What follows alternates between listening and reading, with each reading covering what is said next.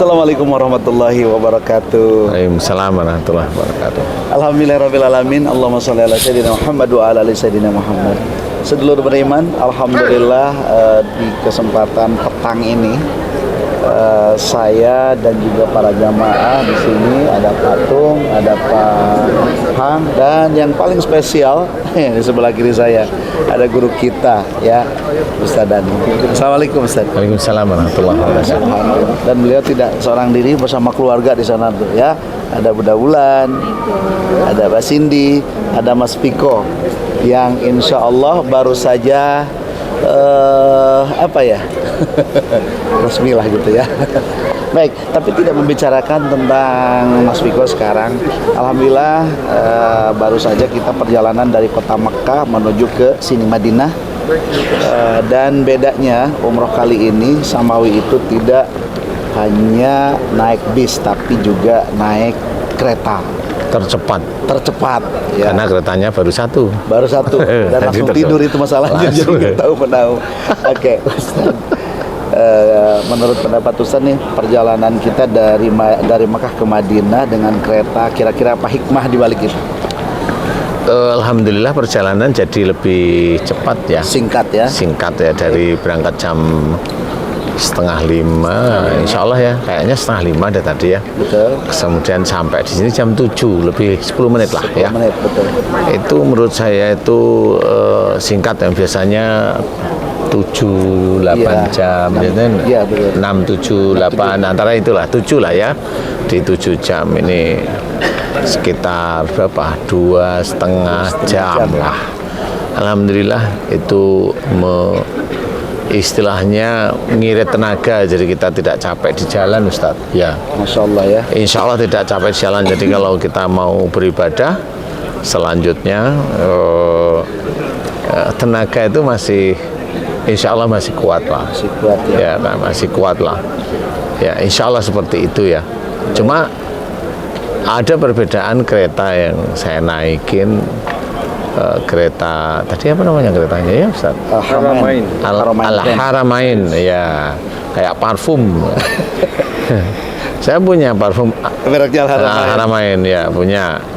Kemudian bedanya kalau kereta ini dengan yang saya tumpangi,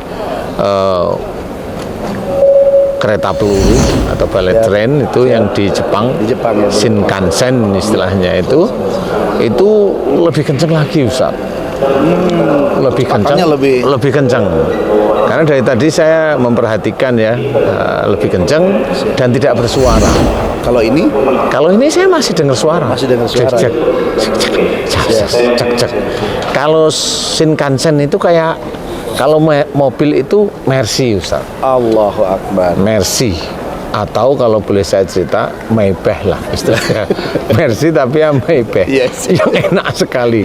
Bukan mau membedakan jelek baiknya ya. Ini kan pengalaman aja. Sehingga bedanya di situ aja.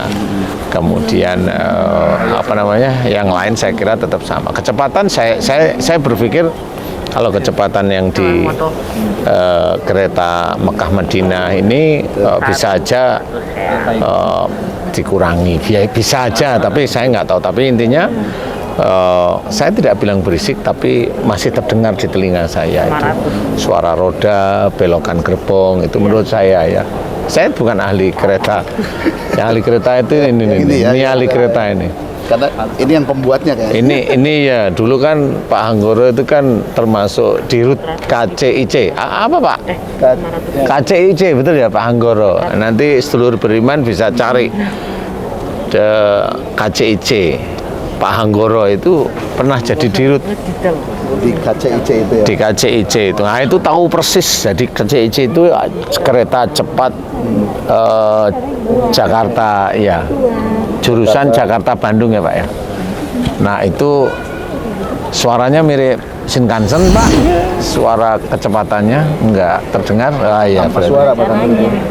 Insya Allah kalau di gerbong hampir sama ya, hampir sama. Berarti kecepatannya di atas 300 ya? 350, 360 ya betul. Cus ya? Cus ya. Jadi kalau KCIC itu berarti dari Jakarta ke Bandung hanya ditempuh dalam waktu 1 jam. 36 menit? setengah jam. Pokoknya saya besok ini Pak, saya mau ngevlog nanti di KCC. Insya Allah. Ustaz, gini kan, Ya. kalau kita naik kereta dari Mekah ke Madinah atau kemarin mungkin Ustaz di Jepang itu dengan Shinkansen, itu kan perbedaan juga ada, suaranya juga ada, berbeda kan begitu.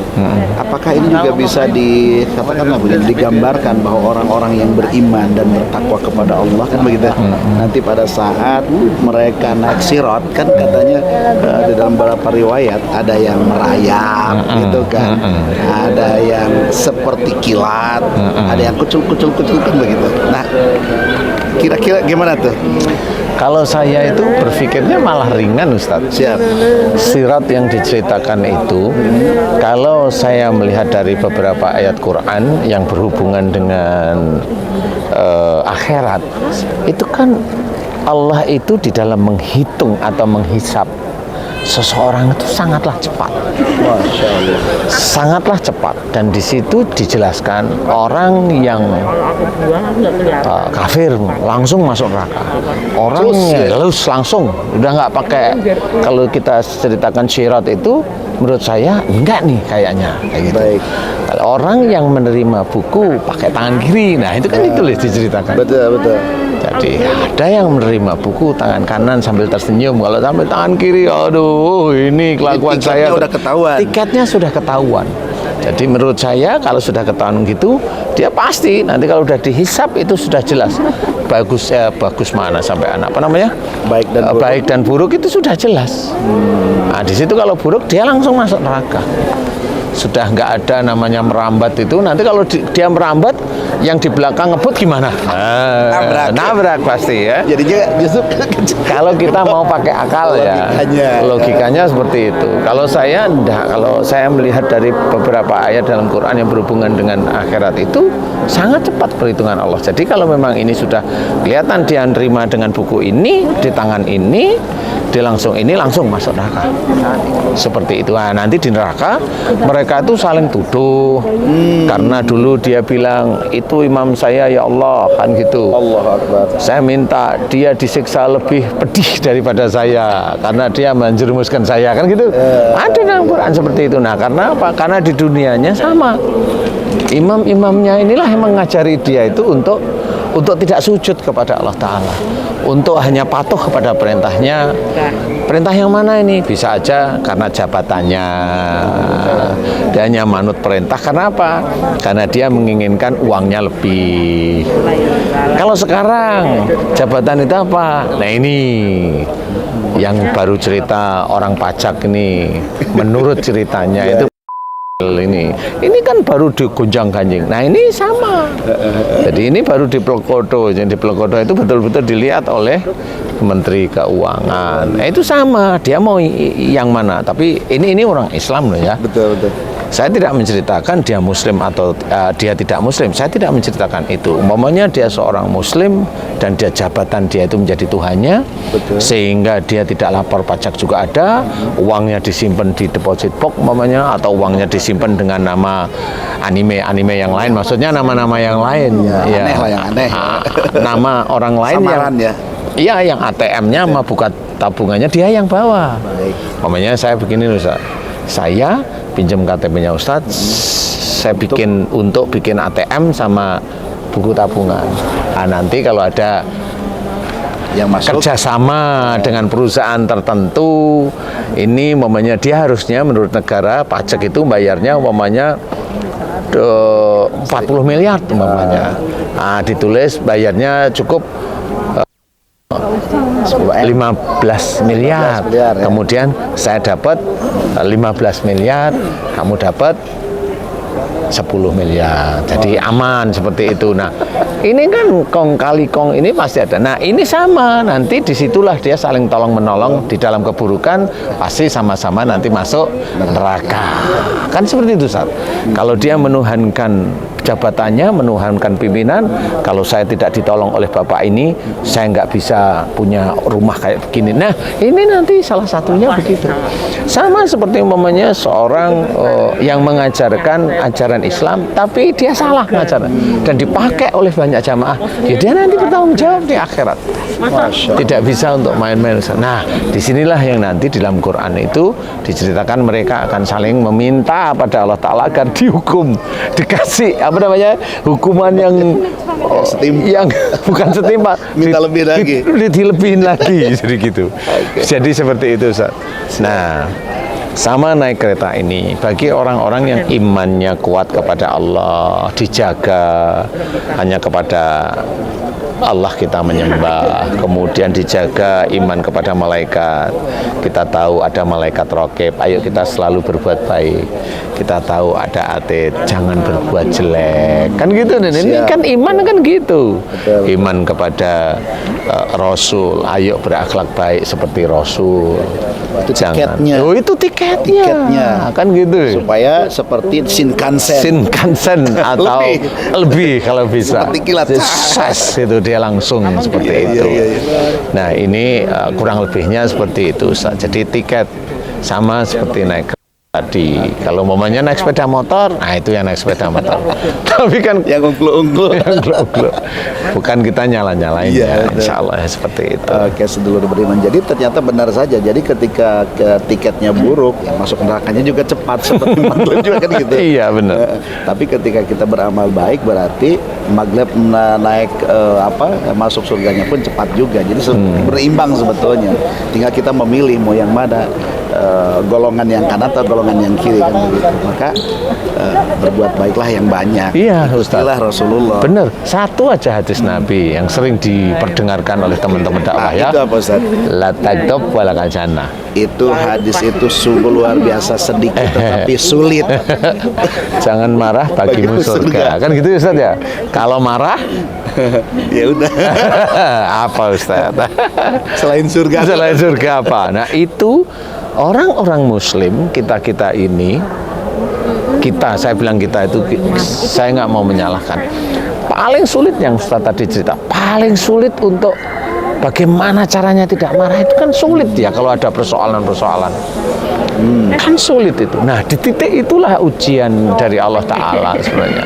Bahwa persoalan itu memang dimunculkan oleh Allah Ta'ala, bisa dari iman kita, bisa dari dosa kita sebenarnya.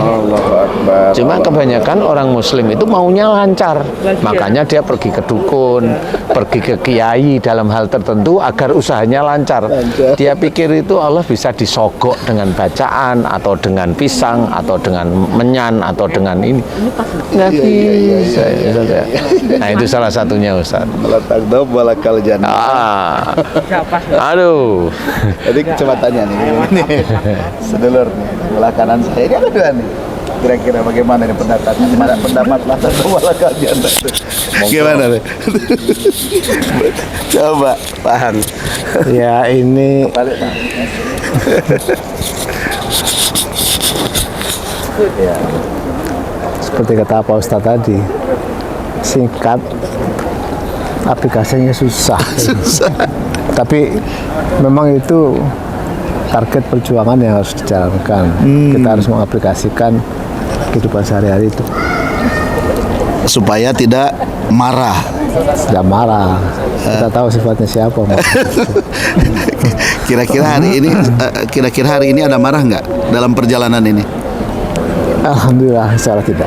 Tidak ada ya. Kalau kemarin, Insya Allah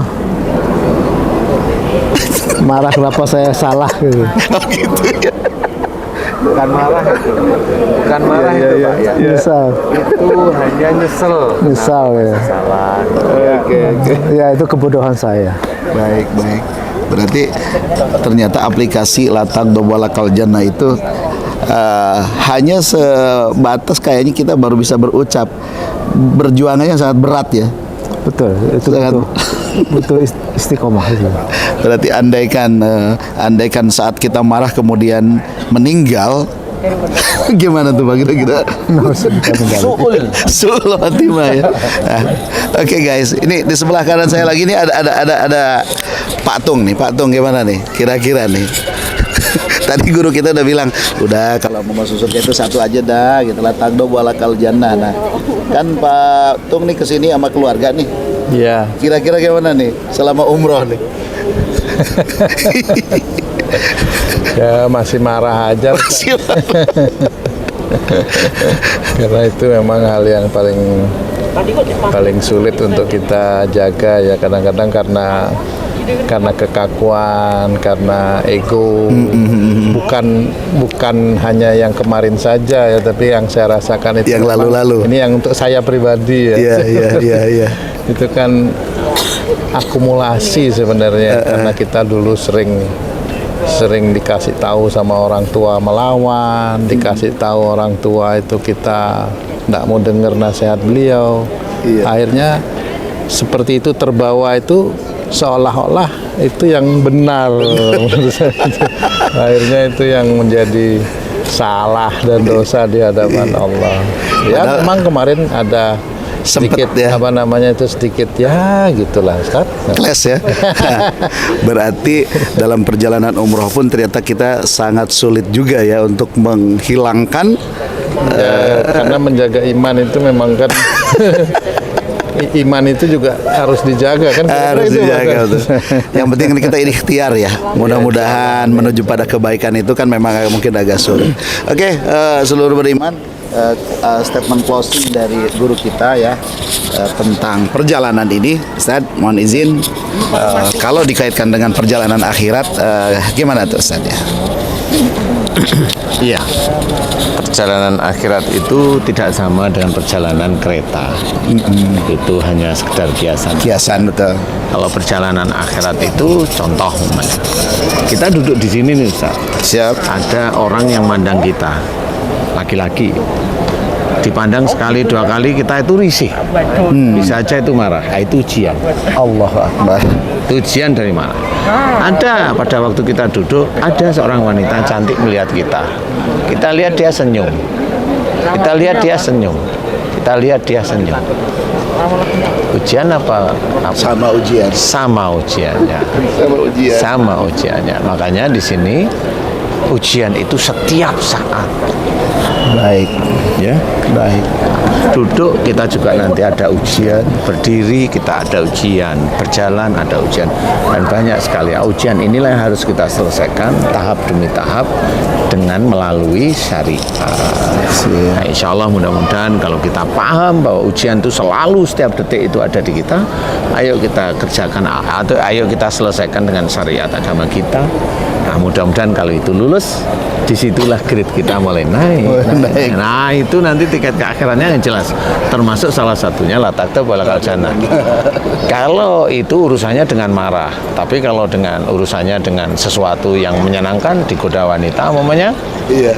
itu nggak akan marah. Tapi Yang marah yang di rumah. Akhirnya bubar nanti ya kan. Jangan ngikutilah hawa-hawa seperti itu ya. Insya Allah seperti itu Ustaz. baik. Wallahu a'lam. Baik, saudara beriman, alhamdulillah tadi sudah kita bahas ya bahwa perjalanan ini memang kalau dikaitkan dengan akhirat ada yang cepat, ada ya cepat ke neraka, cepat ke surga. Mungkin seperti itu kan bahasanya. Tapi yang jelas bahwa kita harus menata kehidupan ini dengan hal yang baik supaya mungkin nanti cepat juga masuk ke surganya. Walaupun berat. Salah satunya adalah kita menjaga supaya tidak marah saja, itu juga sangat berat. Tapi bismillah, kita tetap saja berikhtiar semaksimal mungkin agar kita menjadi orang-orang yang di akhir hayat kita adalah husnul khotimah. Itulah harapan kita. Mudah-mudahan bisa ketemu lagi di episode berikutnya yang lebih menarik dan lebih kuat lagi dan lebih bermanfaat lagi. Walaupun yang sekarang juga untuk menjauhkan diri dari tidak marah itu sulit juga. Oke, sampai jumpa lagi. Terima kasih. Assalamualaikum warahmatullahi wabarakatuh. Waalaikumsalam warahmatullahi wabarakatuh. Terima kasih Ustaz. Pak, makasih banyak Pak. Allahu Akbar.